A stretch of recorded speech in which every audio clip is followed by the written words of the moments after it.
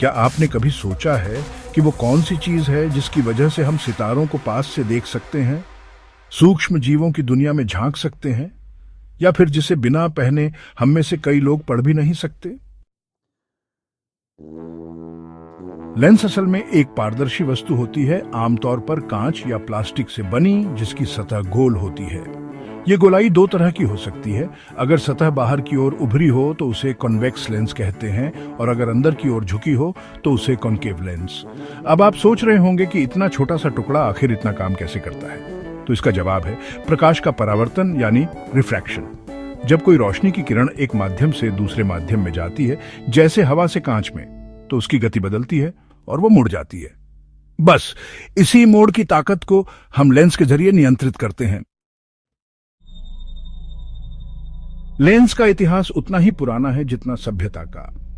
आपको जानकर हैरानी होगी कि सबसे पुराना लेंस हमें मेसोपोटामिया की खुदाई में मिला था। इसे कहते हैं निम्रूड लेंस, जो करीब 3000 साल पुराना है। कुछ वैज्ञानिकों का मानना है कि इस लेंस का उपयोग सूरज की किरणों को केंद्रित करके आग जलाने में किया जाता था।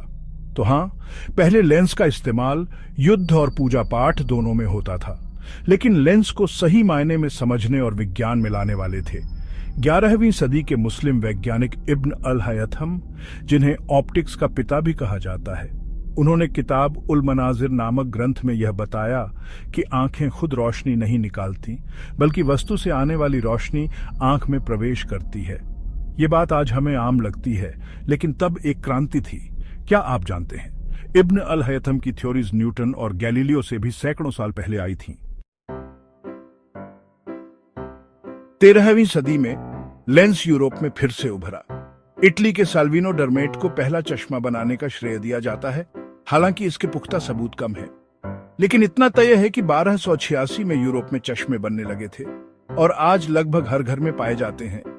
रोचक बात यह है कि पहले पहले चश्मे केवल पढ़ने के लिए होते थे और केवल अमीर लोग पहन सकते थे। आम जनता के लिए तो जैसे चश्मा कोई जादुई चीज थी।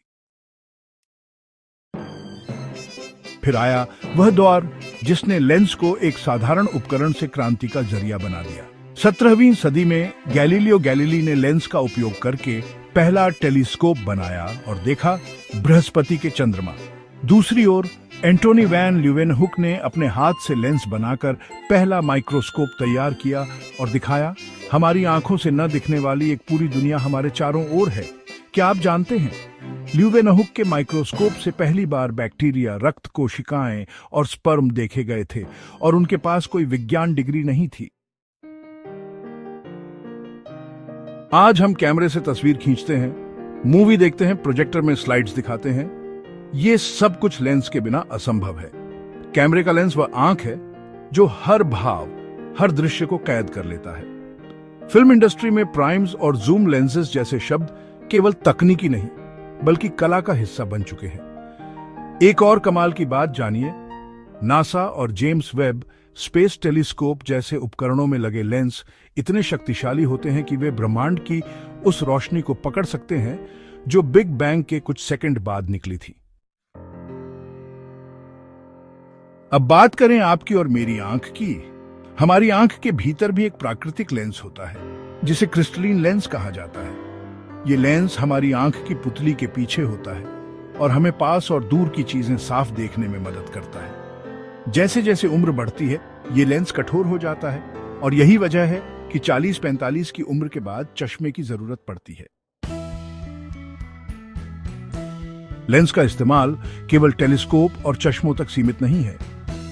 आज की दुनिया में लेंस का उपयोग स्पाई सैटेलाइट्स में होता है, जो धरती की 15 सेंटीमीटर तक की चीजें देख सकते हैं। एंडोस्कोपी और लेसिक सर्जरी में होता है, जो शरीर के भीतर बारीक से बारीक हिस्सों को दिखाते हैं, और आर्टिफिशियल इंटेलिजेंस और रोबोटिक्स में विजन सिस्टम के रूप में होता है। तो दोस्तों, लेंस सिर्फ चीजों को बड़ा या साफ दिखाने वाला यंत्र नहीं है। यह उस इंसानी जिज्ञासा का प्रतीक है जिसने आसमान में झांका, कोशिकाओं के भीतर उतरा और देखने से आगे बढ़कर समझने की कोशिश की। अगर आपको ये जानकारी रोचक लगी हो तो वीडियो को लाइक करें, फैक्ट वाला को सब्सक्राइब करें और कमेंट करके बताएं आपको लेंस का सबसे अद्भुत उपयोग कौन सा लगता है।